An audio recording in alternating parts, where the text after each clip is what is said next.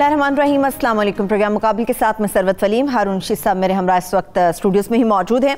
आज प्रोग्राम मुकाबिल में आपको याद है कि भारत से अद्विया जो दरामद की गई थी, एक बहुत बड़ा स्कैंडल बना और इसकी तहकीकात कहाँ तक पहुँची अभी तक मालूम नहीं हो सका, और कौन कौन इसमें ज़िम्मेदार है एक तकरीबन मुकम्मल तफसील के साथ एक फॉलोअप आपके सामने रखेंगे कि आखिर असल कसूरवार है कौन और जो है क्या उसको सज़ा मिलेगी। इसके साथ साथ ईद की जब हम बात करते हैं तो हमेशा सबसे पहले ख्याल उन लोगों का आता है जो परदेसी हैं, जो अपने अपने घरों में वापस जाना चाहते हैं, और उसके लिए सबसे ज़्यादा इंपॉर्टेंट होता है कि ट्रांसपोर्ट खुली है या फिर नहीं खुली।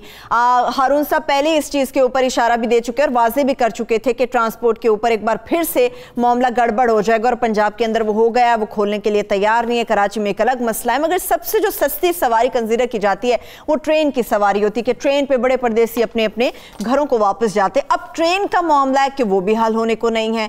शेख साहब कहते हैं कि मैं कोई थका हुआ वजीर नहीं हूं और अगर ट्रेन चलेगी तो पूरा ट्रैक खुलेगा, यानी कि कराची से भी ट्रैक खुलेगा। उसके बाद ये मामले का क्या हल निकलेगा, इसके ऊपर तफसील से बात करेंगे। इसके साथ साथ मेयर इस्लामाबाद, एक बहुत बड़ी डेवलपमेंट, बहुत बड़ी खबर यह है कि उनको मुअत्तल किया गया 3 महीने या इनके 90 रोज के लिए।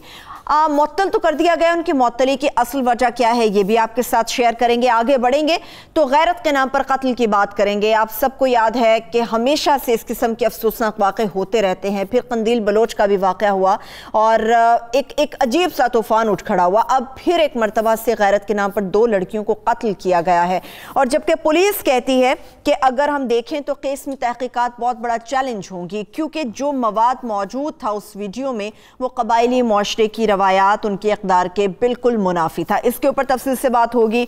और इसके साथ साथ अफगानिस्तान का मामला है। कहा जा रहा है कि अशरफ गनी अब्दुल्ला के दरमियान जो है एक मुआहदा तय पा गया, मगर क्या इस मुआहदे को यह तस्लीम किया जा सकता है कि सियासी बहरान या सियासी डेडलॉक जो है वो खत्म हो जाएगा अफगानिस्तान का। और सबसे बढ़कर जब हम बात करते हैं करंट सिचुएशन की, कोरोना के हवाले से बात करते हैं, तो हमेशा उन फाउंडेशंस का, हमेशा से उन तंजीमों का, उन लोगों का जिक्र अपने प्रोग्राम में ज़रूर करते हैं जो बढ़ चढ़ कर खिदमत कर रहे हैं। कोरोना के हवाले से एक फिर से वो तमाम हिडन इंफॉर्मेशन, वो तमाम डिटेल्स आपके साथ शेयर करेंगे अख़ुवत फाउंडेशन की, जो इस कार खैर में आगे बढ़कर लोगों की मदद कर रही है।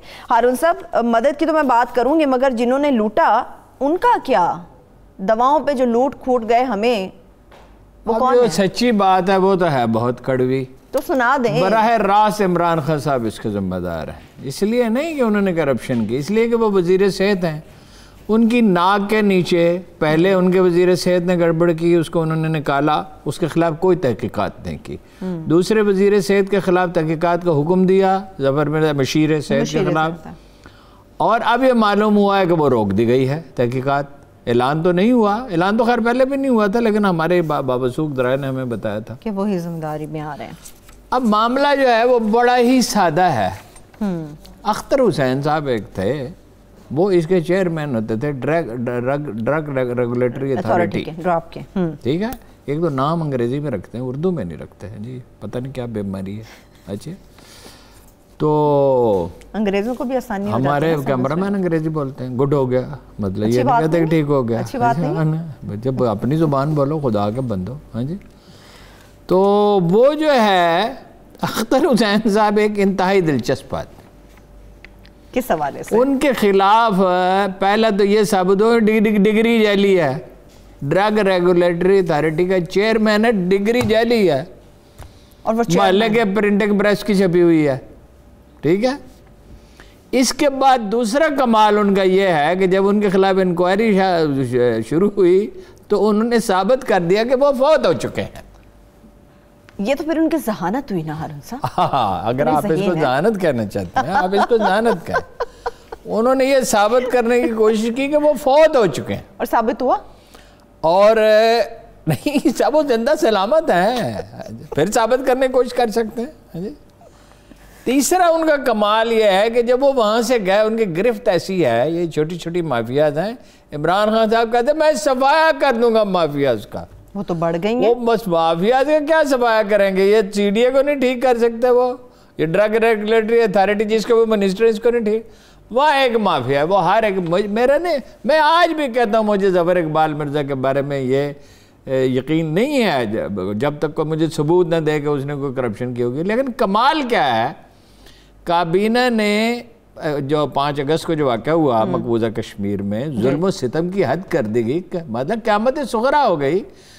14-12 سال کے بچے اٹھا لیے گئے، گھروں کو آگ لگا دی گئی، کیمیکل چھڑک کے باغات جلا دیے گئے، ہزاروں آدمی. تو پاکستان نے ان کے ساتھ ٹریڈ پہ پابندی لگا دی. ہماری حکومت ایسی ہے نا کہ نتائج باقب تو سوچتی نہیں ہے. پھر احساس ہوا کچھ اپنے لائف سیونگ ڈرگز ہیں. اب کابینہ نے کہا کہ لائف سیونگ ڈرگز منگوائے جائیں، اس کی منظوری ہو گئی.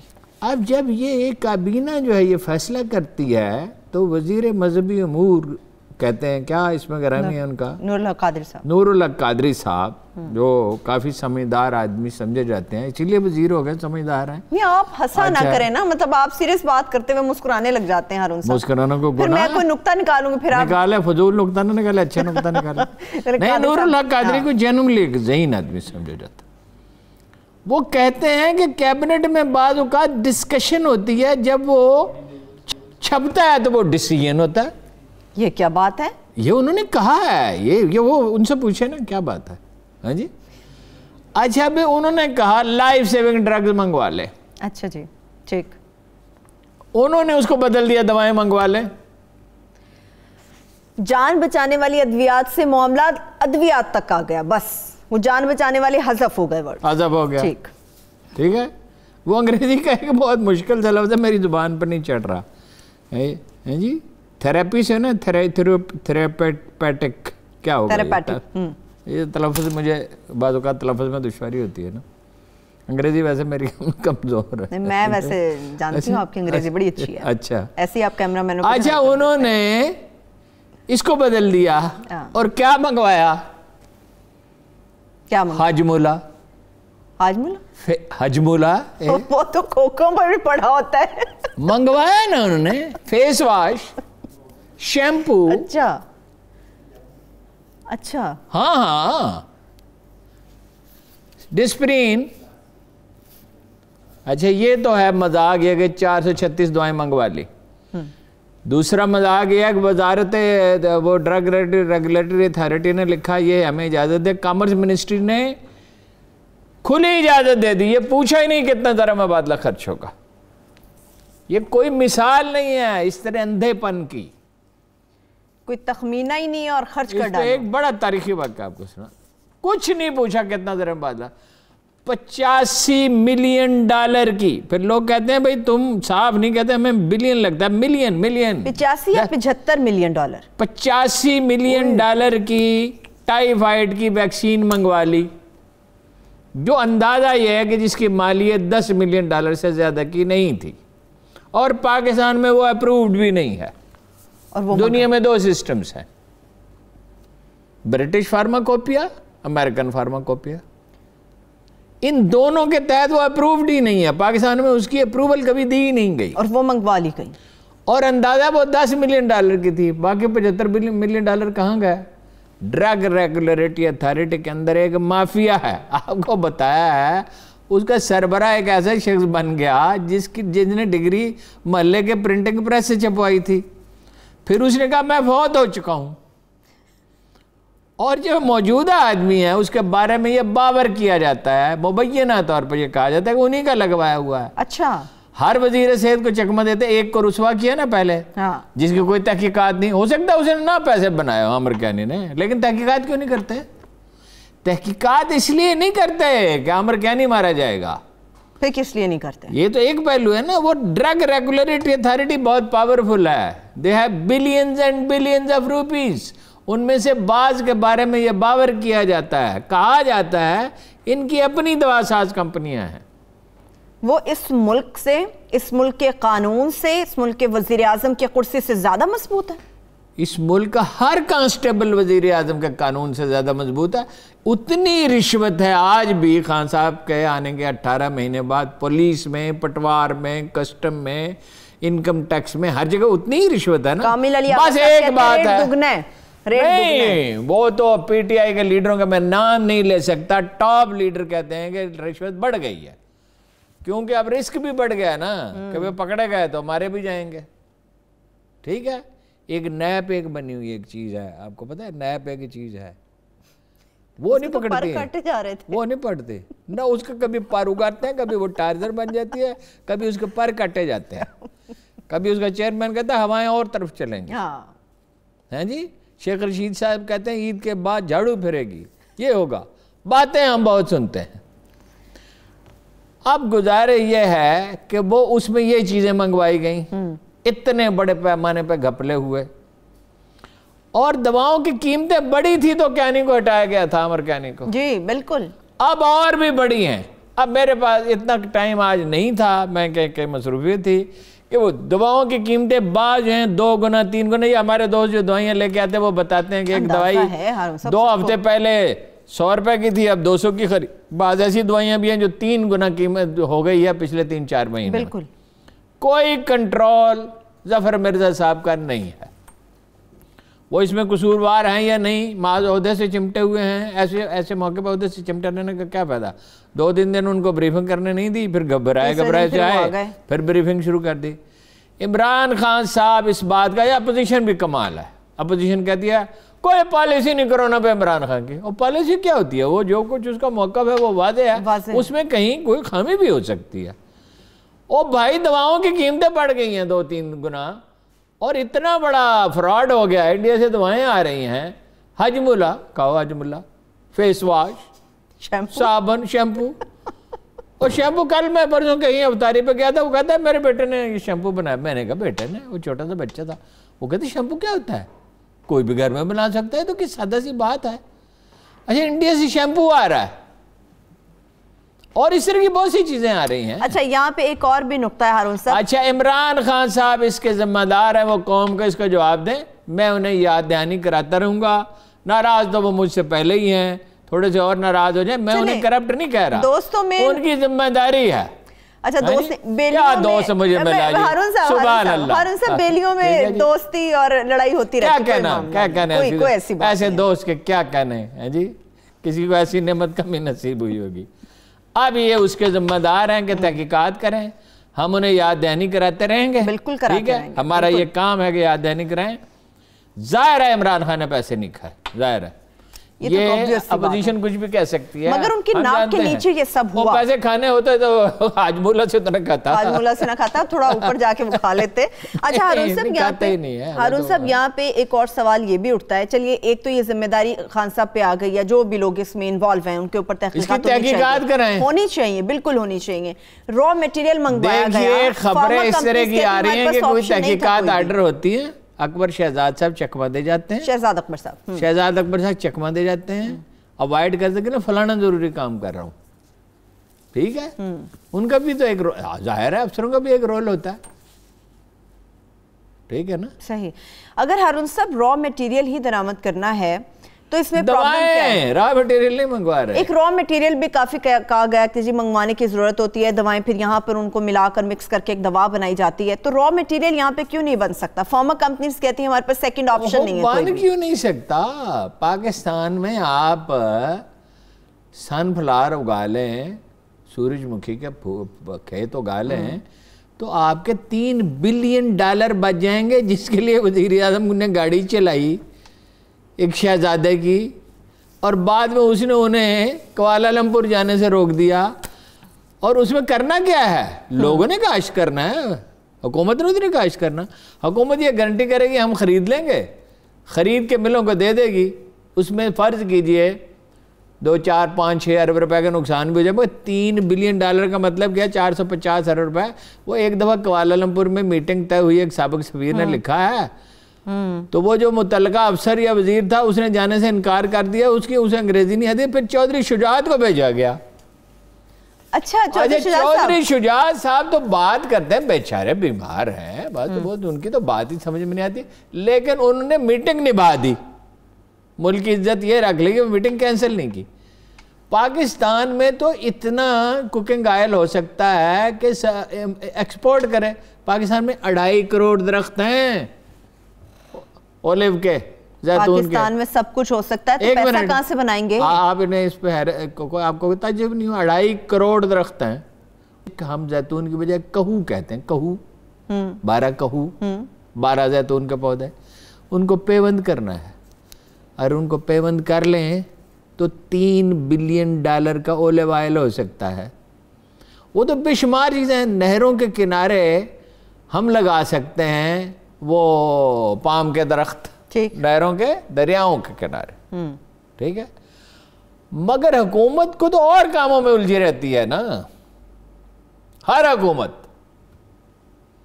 اور چیزوں میں الجھی رہتی ہے. یہ تو ہے لانگ ٹرم پلاننگ. مثلا آج سورج مکھی کے اگانے کا فیصلہ کریں تو it will take a few years. تھوڑے لگیں گے, پھر زیادہ لگیں گے, پھر زیادہ لگیں گے, پھر زیادہ. ہارون صاحب, اس میں مافیا اپنا کردار کیسے ادا کرے گا؟ اس میں پیسہ بنانے والے پیسہ کیا بنائیں گے؟ آپ تو ملک کی محبت میں مشورے دے دیتے ہیں, مگر جو مافیا بیٹھا ہے انہیں کچھ اور چیزیں عزیز ہوتی ہیں. مافیا کو جوتے مارنے چاہیے نا, مافیا سے مطلب سر پہ چڑھانے چاہیے. آپ خود ہی ابھی مانیے کہ ٹریپ والے اتنے طاقتور ہیں, اتنے طاقتور ہیں تو ان کا علاج بھی اتنا ہی آسان ہے. تو خان صاحب کیوں نہیں کر لیتے؟ یہ تو خان صاحب سے پوچھ رہے ہیں, مجھ سے کیوں پوچھ رہے ہیں؟ وزارت تجارت کا بھی تو بڑا رول ہے ان کی طرف. وزارت تجارت سے پوچھے کیسے اجازت دیجیے, وزیر تجارت کو بلائیں, سیکٹری تجارت کو بھی بلائیں, افسروں کو بلائیں, اور جتنے لوگ قصوروار ہیں. اور ایک یہ نظام عدل ہے. میں نے ایک دفعہ ایل ڈی اے میں کچھ کام تھا, سادہ سا سمپل تھا, چیف سیکٹری صاحب ایک ہوتے تھے, اب نہیں ہے, پرانی بات ہے. ان سے کہا ذرا ایل ڈی اے فون تو کر دیں, یہ ایک سادہ سا شریفانہ سا کام ہے. انہوں نے کہا وہ خاتون سٹے آرڈر لے کے بیٹھی ہوئی ہیں, جو میں کہوں گا اس کو الٹ کریں گی. یہ جو کام آپ کہہ رہے ہیں, یا آپ رشوت دے کے کرا لیں یا میں نے سماجت کر کے کر لیں, قانون کے تحت نہیں ہو سکتا. چیف سیکٹری صوبے کا کہہ رہا ہے. یہ تو پھر وہی بات ہو گئی ہارون صاحب, پورا آوے کا آوا ہی بگڑا ہوا ہے. جو وزیر اعظم تھا نا جو تو آوے کا آوا کے بگڑا, کہیں سے شروع بگننگ تو ہو نا. تو خان صاحب بگڑتے بھی تھے. وہ خان صاحب کا میں خان صاحب کے بارے میں آپ کو بتا چکا ہوں, میں تو بات کروں, وہ اور چیزوں میں الجھے رہتے ہیں. وزیر اعظم تھے محمد خان جنیجو, ان کے ڈرائنگ روم میں ان کے گاؤں میں, اس کے گاؤں کا نام ہے سندھڑی. یہ سندھڑی آم انہی کی ایجاد ہے.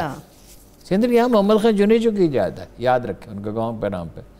اس میں ایک فہرست لٹکی رہتی تھی جن کو آم بھیجنے ہیں, بطور وزیر اعظم کو بھی بھیجتے تھے. نواب آف کالا باغ بھی اپنے پٹواری کو سوغات بھیجتے تھے. جب یہ عمران خان صاحب بھی اب سٹیٹس کو کے آدمی آپ پوچھتے ہیں بار بار, ہیں جی, ایک آدمی نے کہا جب تک عمران خان برسر اقتدار رہے گا اس کا ثواب ہارون رشید کو بھی پہنچتا رہے گا. مجھے تو پہنچ رہا ہے, میں تو روز سنتا ہوں, ہیں جی. میں بھی آپ کو یاد دہانی کراتی رہتی ہوں. اللہ اینکر کا کام ہی ہے دوسرے کو تنگ کرنا. نہیں, میں آپ کو چاہتی ہوں آپ بھولیں نا, آپ بھولیں نا. میں ایک بریک کی طرف جا رہی ہوں, اس سے پہلے کہ پروڈیوسر صاحب سمجھے شاید میں بریک بھول گئی ہوں. ایک بریک کی طرف چلتے ہیں, جب بریک سے واپس آئیں گے گفتگو آگے بڑھائیں گے, ٹرین کے حوالے سے بات کریں گے, پبلک ٹرانسپورٹ کی بات کریں گے. ایک مرتبہ پھر سے معاملہ درمیان میں اٹک گیا ہے, اب دیکھنا یہ ہے کہ بنتا کیا ہے, پردیسی گھروں کو واپس جا سکیں گے یا پھر نہیں. ایک چھوٹی سی بریک ہمارے ساتھ رہیے.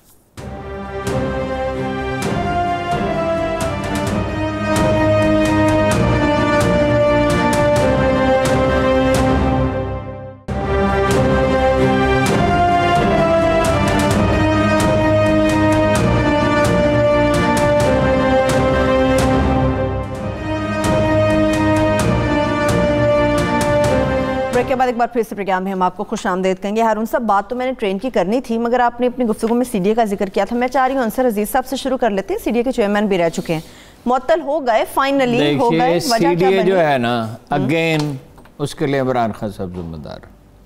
بات یہ ہے پورے ملک میں کرپشن کا دفتن خاتمہ نہیں ہو سکتا, بگننگ ہو سکتی ہے, اور اس کی بگننگ اسلام آباد سٹی سے ہونی چاہیے. بالکل. اس سی ڈی اے کے بارے میں یہ باور کیا جاتا ہے کہ اس کے 80-90% ملازم کرپٹ ہیں.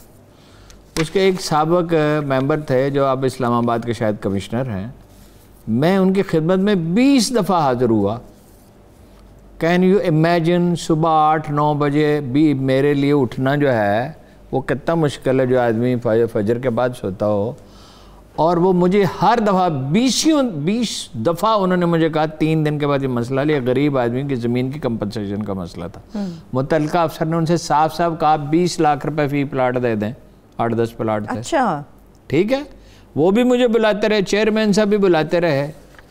آخر میں تنگ آ کے میں نے جانا چھوڑ دیا کہ بھئی ایک جینون کام ہے, کوئی genuine com C D A میں نہیں ہو سکتا.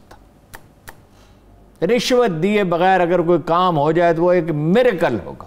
بالکل ہوگا. پاکستان میں CDA سے بڑھ کر اگر کوئی کرپٹ ادارہ ہو سکتا ہے تو وہ سندھ حکومت کے بعد ادارے ہو سکتے ہیں, یہ شاید ان سے بھی بڑھ کر ہو. 30, 40, 35 ہزار ملازم ہیں, پھر انہیں پلاٹ بھی چاہیے. اس کا مطلب یہ ہے کہ ہر سال کھربوں روپے کا نقصان وہ کرتا ہے. CDA کو تو ویسے بھی ایک سفید ہاتھی کہا جاتا ہے. اچھا, سفید ہاتھی تو بہت معمولی لفظ ہے. یہ تو چیر پھاڑ کھانے والے شیر ہیں, چیتے ہیں, بیڑیے ہیں. اب یہ ہے کہ CDA کی کیا قسمت پائی ہے کہ وہاں کچھ یونین ہیں. کوئی سیاستدان CDA کے خلاف بات نہیں کرتا. کیوں نہیں کرتا؟ CDA کی یونینوں سے مل کے الیکشن جیتنے ہیں.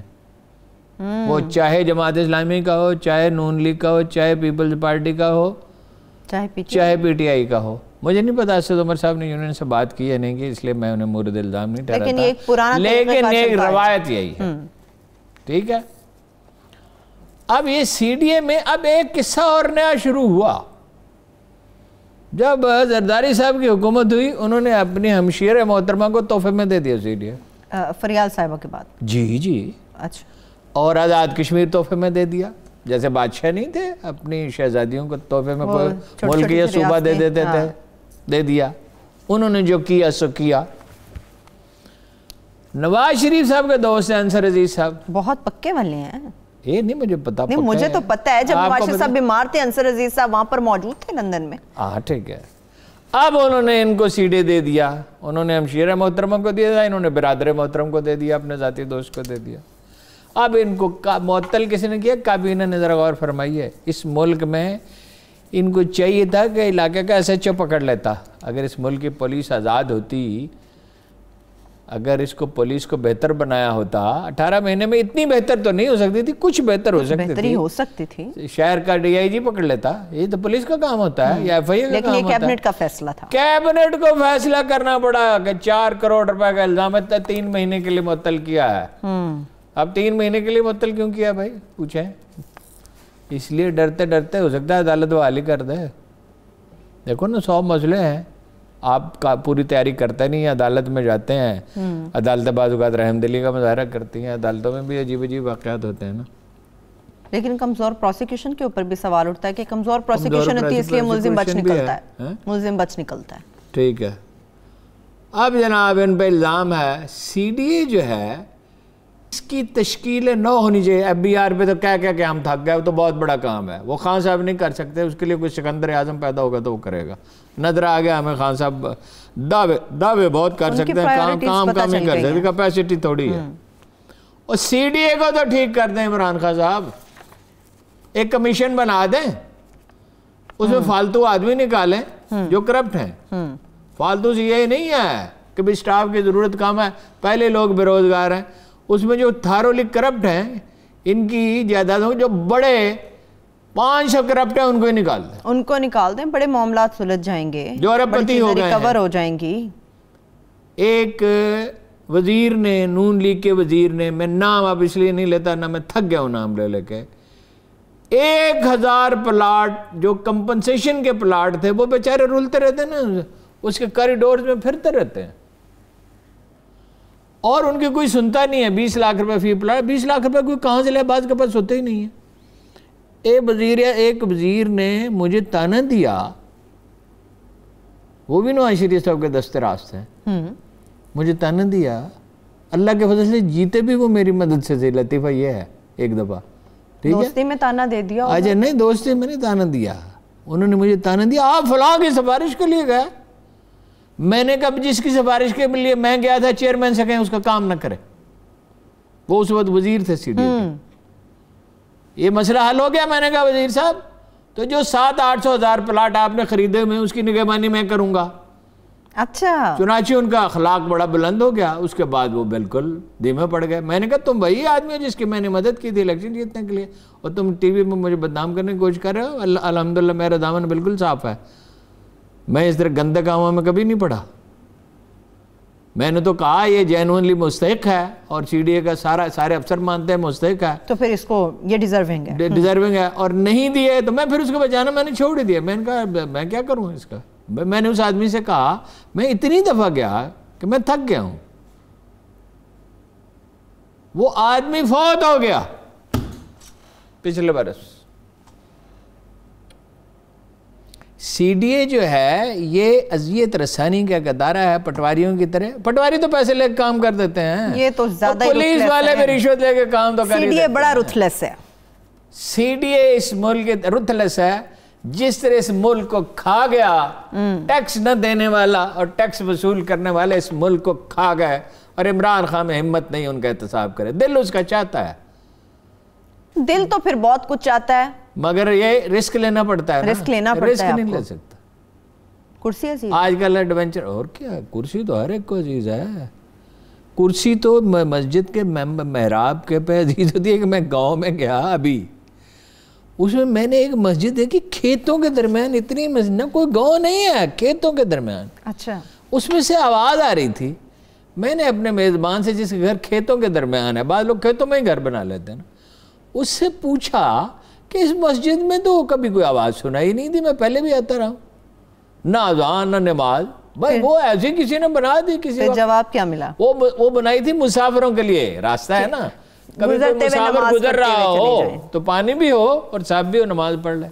اس نے کہا بھائی ہر سال ایک آدمی آتا ہے, وہ تراویح پڑھاتا ہے, 3 4 5 6 آدمی تراویح پڑھتے ہیں, کچھ پیسے وہ دے دیتے ہیں, کچھ علاقے کے لوگ مروت میں دے دیتے ہیں. اس نے کہا میں بھی کچھ دے دیتا ہوں, ٹھیک ہے نا. اب وہ مسجد پہ قبضہ برقرار رکھنے کے لیے کہاں سے وہ چلتا ہے. پیسے تو کیا ملتے ہیں. میں نے کہا کتنے؟ اس نے کہا 10-12 ہزار روپے مسجد پہ ہمارا. کا کین آئی ٹیل یو, میں خدا کو حاضر ناظر جان کر رہا ہوں, اس میں کوئی مبالغہ نہیں. پاکستان کے ایک چیف جسٹس نے میرے ایک دوست کو فون کیا کہ میری برادری کا مسئلہ ہے, فلاں علاقے کی مسجد پہ قبضہ کرنے میں مدد کرو. اس نے کہا چیف جسٹس صاحب خدا کا کوئی خوف کریں, اول تو میں کوئی کام ایسا کرتا ہی نہیں غیر اخلاقی, پھر مسجد پہ قبضہ, پھر برادری کے لیے. یہ جو مافیاز ہیں یہ ایک آدھ دن میں تھوڑی ختم ہو سکتی ہیں. عمران خان صاحب پورے خلوص سے چاہیں تب بھی نہیں ہو سکتی, لیکن بگنے کی نہیں کر رہے. آغاز تو کرنا ڈرگ ریگولیٹری اتھارٹی سے, یہ سی ڈی اے سے کریں یا جہاں سے چاہیں, جہاں سے وہ مناسب سمجھے کریں, وہاں سے شروع کر لیں. مگر وہ کیا کر رہے ہیں, خبر آپ کو یہ دیتا ہوں کہ چیف سیکرٹری کا تبادلہ انہوں نے کیا. اعظم سے جو دوسرا فریق ہے نا, آپ مجھ سے دوسرے فریق کا نہ پوچھے گا, بتا دیا کریں نا. میں آخری عمر میں جیل جانے کا کوئی ارادہ نہیں رکھتا, نہ ٹرک کے نیچے آ کے مرنے کا کوئی ارادہ رکھتا. خدا کا خوف کریں, خدا کا خوف کریں. بات یہ ہے کہ وہ کہہ رہے ہیں کہ خان صاحب تو اب ایڈونچر پہ تلے ہوئے ہیں. شہباز شریف کی ناک رگڑنے پہ بھی اور کچھ لوگوں کی ناک رگڑنے پہ. کرپشن تو شہباز شریف نے کی ہے, اس لیے ہم اس پہ خان صاحب کا مورد الزام تو نہیں ٹھہرا سکتے. ٹھیک ہے, اور میڈیا کو بھی سیدھا کرنے پہ تلے ہوئے ہیں. حالانکہ میڈیا کے سب سے بڑے حالانکہ میڈیا بالکل ہی سیدھا ہے جی, اور جب میڈیا سیدھا ہو گیا تو پتہ چل جائے گا. بہت قصبل سارے نکل جاتے ہیں ہارون صاحب, وہ سبھی کے نکل جاتے ہیں, کوئی بچتا نہیں ہے. خدا کی زمین پہ کوئی کبھی بچا نہیں ہے. پہاڑ کاٹنے والے زمین سے ہار گئے, اسی زمین میں دریا سمائے ہیں. کیا بات, کوئی نہیں بچتا. نہ ہم نے بچنا ہے, نہ خان صاحب نے بچنا ہے. بچنا کسی نے نہیں, لیکن سب نے اللہ کے پاس جانا ہے. بالکل سب نے بے شک اللہ کے پاس واپس جانا ہے, مگر بڑے لوگوں کا احتساب خود شیخ رشید صاحب بھی کرنے کے اوپر تل گئے ہیں.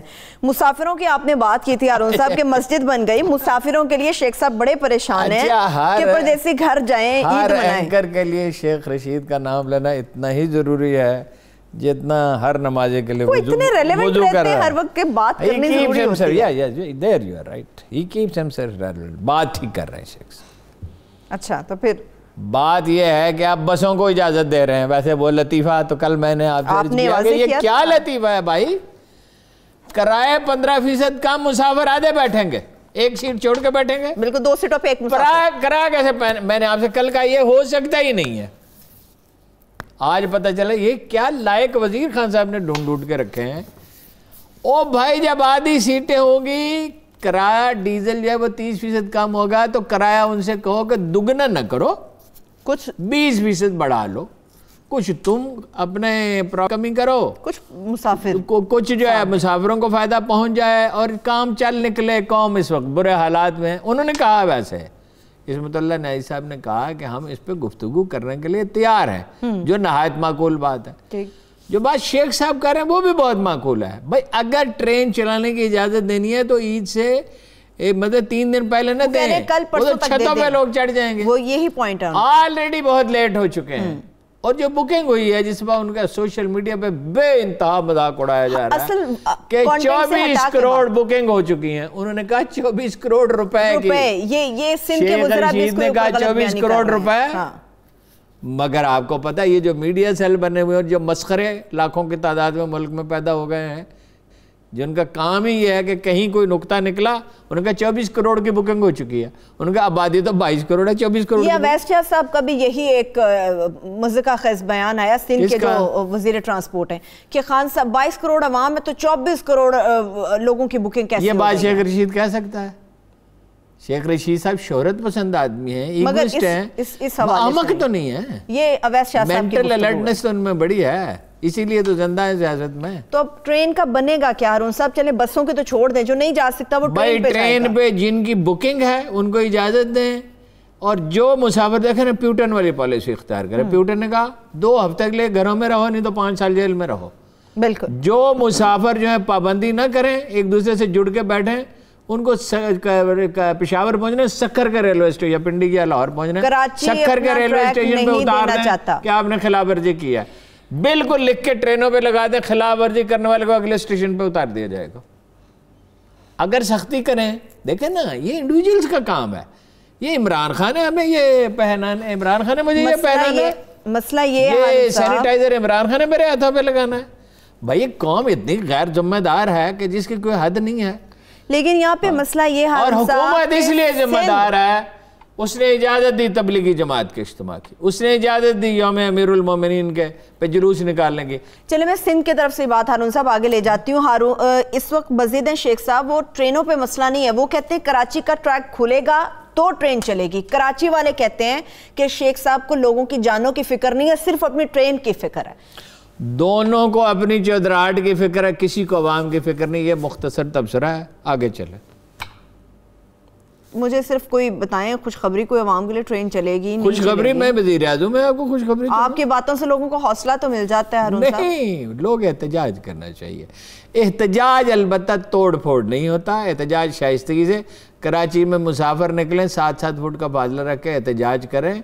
हम भी एहतजाज कर रहे हैं। लोगों को अपने घर, जब जिंदगी को आपने दुकानें खोल दी, आपने बाजार खोल दिया, आपने फैक्ट्रियाँ खोल दी, सब आपने बहुत कुछ खोल दिया, तो स्कूल भी खोलने पड़ेंगे। ये भी फिर खोलें तरीके से, बतदरीज, या बिल्कुल एक वादी पॉलिसी दें, कहें लोगों से कि इस ईद पर सब्र करो। मुसलमान को मुश्किल में घबराना नहीं चाहिए, सब्र करना चाहिए। ईद पे घर पैसे भेज दो, खुद न जाओ, एक वादे पॉलिसी। अब दिन कितने रह गए? चंद दिन ही तो बाकी रह गए। और अब तो इतना रश पड़ेगा, इतना रश क्या पड़ेगा, घुमसान का रन पड़ेगा, नजर भी आएगा। वो चले, अल्लाह ताला बेहतर करे। एक ब्रेक की तरफ चलते हैं। जब ब्रेक से वापस आएंगे, एक तो बड़ा अहम मामला है। एक मरतबा फिर से वज़ीरिस्तान के अंदर जो गैरत के नाम पर 2 लड़कियों का कत्ल किया गया है, इससे मुतालिक डिटेल्स भी आपके साथ शेयर करेंगे। मगर इसके साथ साथ जिस तरह से मैंने जिक्र किया अख़ुवत फाउंडेशन का, ब्रेक से वापस आके उनकी डिटेल्स भी, बड़ी अहम डिटेल्स हैं, कुछ हिडन इन्फॉर्मेशन, वो आपके साथ शेयर करेंगे कि किस तरह से इस कठिन वक्त में वो कार्य खैर का काम सर अंजाम दे रहे हैं। हमारे साथ रहिए।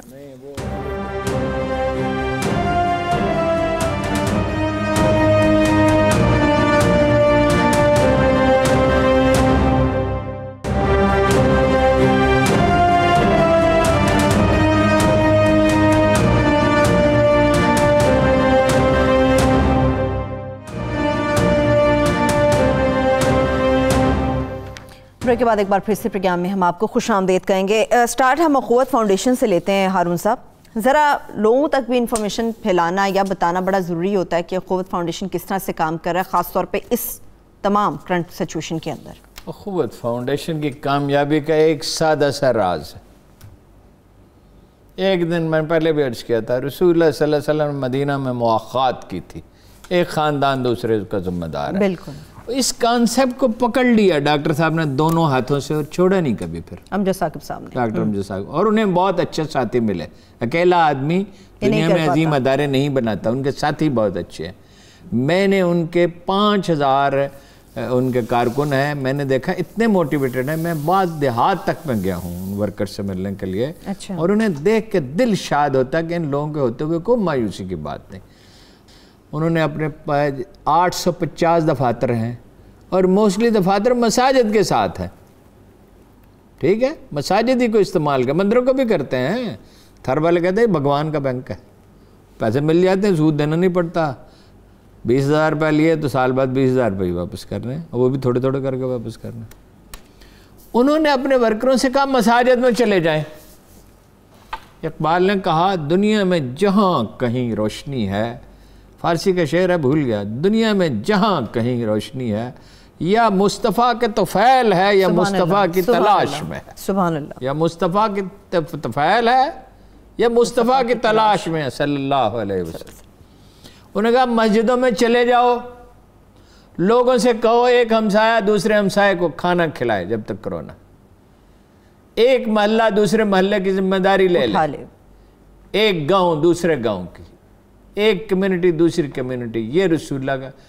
اور مسجد میں رکھ دو کھانے کی چیزیں لا کے، اور اس پہ لکھ دو کہ اللہ کو حاضر ناظر جان کے جو شخص مستحق ہے وہ لے جائے، مگر اس کی کوئی نگرانی نہ کرو۔ جس طرح خود ڈاکٹر صاحب نے 17 لاکھ خاندانوں کو کپڑے دیے، اور اس میں وہ دیوار پہ لٹکا دیتے جو مرضی لے جائے، اربوں روپے کے، 115 ارب کا غیر سودی قرضے دے چکے ہیں۔ خیر کرونا میں انہوں نے کیا کیا، جو اور بھی بہت سو نے کیا، یہ نہیں ہے، لیکن ان کا میتھڈ کمال ہے۔ یعنی پہلے تو کراچی سے لے کے پشاور تک جتنے بڑے شہر ہیں، 10-12 ملتان، گجرانوالا، گجرات، جتنے بڑے شہر ہیں، 12 شہروں میں 2-2.5 لاکھ آدمیوں کو کھانا دینا شروع کیا۔ پھر انہوں نے سوچا یہ تو ٹھیک نہیں ہے، پھر انہوں نے ہزاروں خاندانوں کے فہرستیں بنائے، ان کے پاس ڈیٹا ہے، ان کے پاس ڈیٹا ہے نا، چونکہ وہ غیر سودی قرضے دیتے رہتے ہیں، اور یہ ڈیٹا اپ ٹو ڈیٹ رکھتے ہیں۔ اور ڈیٹا بھی اس طرح ہے کہ ان سے پوچھیں ڈاکٹر صاحب میاں والی میں کون کون سے دفاتر ہیں اور کتنے قرضے دیے ہیں، وہ یہ آن کرتے ہیں، موبائل کھولتے ہیں، آن کرتے ہیں اور سنانا شروع کر دیتے ہیں، موبائل پہ رکھتے ہیں۔ اور ٹریننگ بہت اچھی ہے، ایڈمنسٹریٹر بہت اچھا۔ پھر انہوں نے ہزاروں خاندانوں کو راشن دینا، چینی، آٹا، گھی، چاول یا آٹا، ایک جو بنیادی اشیاء، اور بڑی کفایت شہری سے کرتے ہیں، بہت احتیاط سے۔ دیکھا کہ بعض جگہ کھانا نہیں پہنچا سکتے تو راشن پہنچایا۔ پھر انہوں نے بڑے بڑے ہسپتالوں سے رابطہ قائم کیا، کراچی، لاہور، فیصل آباد، پشاور، ملتان، ہر جگہ۔ آپ کو کیا چاہیے؟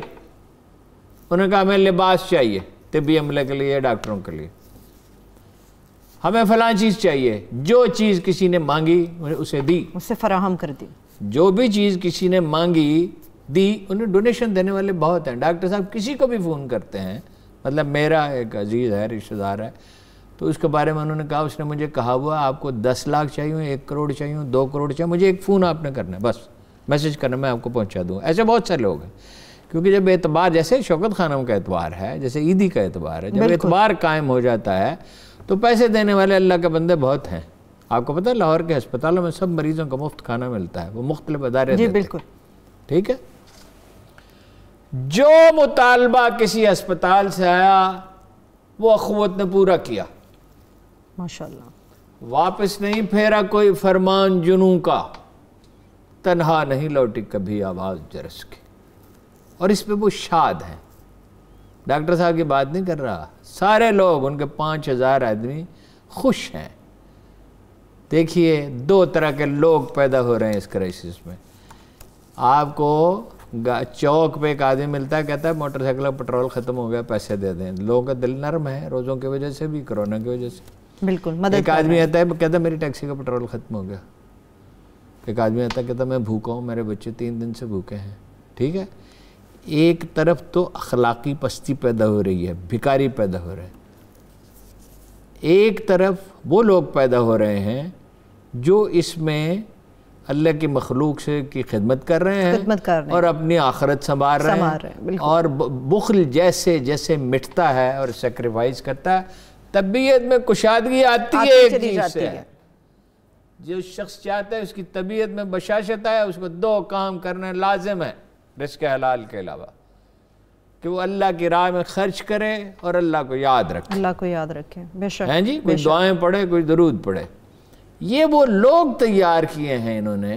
دیکھو تحریک پاکستان کیوں کامیاب, قائد اعظم نے چٹاگانگ سے چترال تک ٹریول کر کے مسلسل اپنی گاڑی میں, پھر ٹرینوں میں, کبھی جہاز میں تو بہت کم ہوتا تھا, بعد میں شروع ہوا, ایسے ورکر تیار کر دیے تھے کہ 46 کے الیکشن میں وہ گھروں.